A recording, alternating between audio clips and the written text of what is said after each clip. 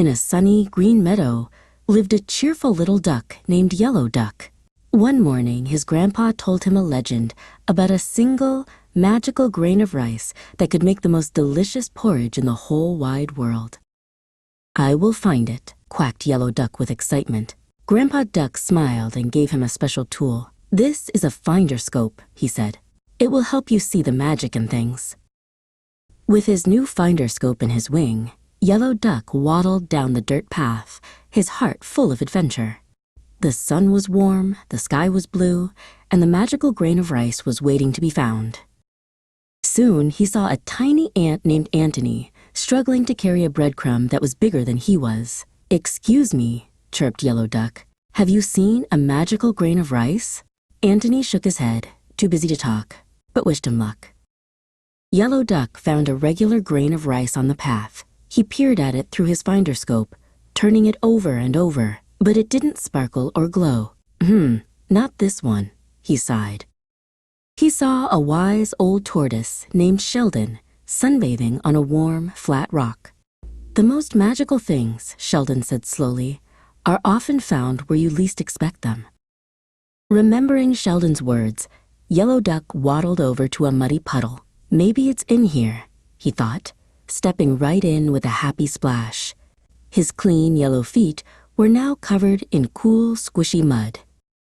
Suddenly, a friendly frog with big, bubbly eyes popped his head out of the water. "Looking for something?"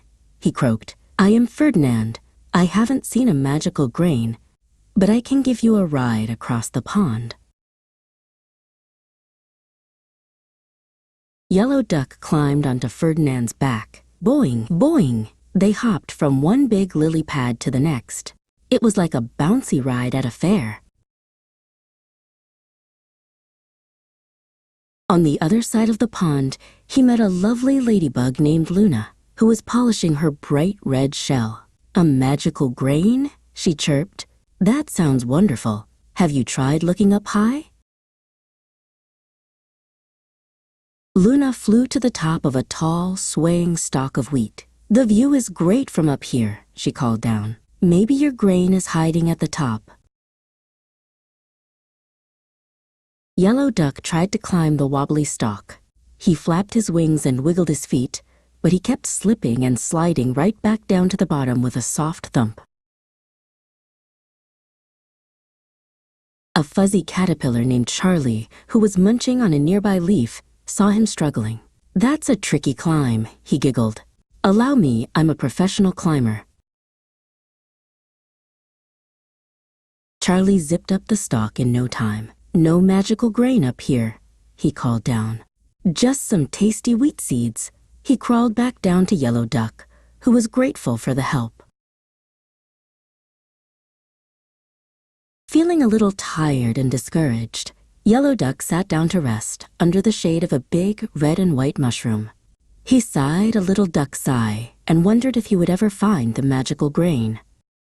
Just then, a kind field mouse from the Squeakerton family peeked out from behind the mushroom.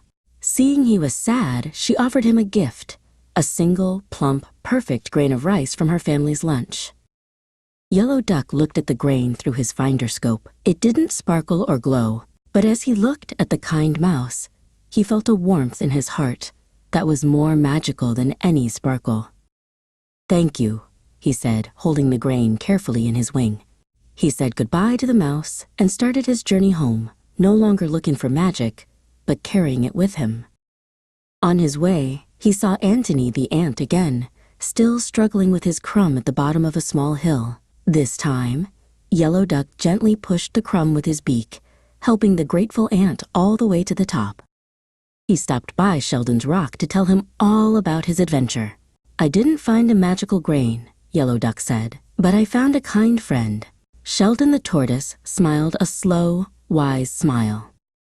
When he reached the pond, he saw Ferdinand resting on a lily pad. "I'm going home," LittleDuck called out, waving his wing. Ferdinand croaked a happy goodbye and waved back with a webbed foot. As the sun began to set, painting the sky in orange and pink, LittleDuck saw his home. Grandpa Duck was waiting for him on the porch with his wings wide open for a hug. "I'm back," said Yellow Duck. He opened his wing and showed his grandpa the grain of rice. "It's not the magical one," he explained. "It's better. It's a gift from a new friend." Grandpa Duck put a wing around Yellow Duck. "Oh, but it is magical," he said softly. "A gift given with kindness is the most powerful magic in the world. Now, let's make some porridge." They mixed the single friendly grain with their other porridge oats. And as they sat together sharing the warm bowl, Yellow Duck knew it was true. It was, without a doubt, the most delicious and magical porridge he had ever tasted.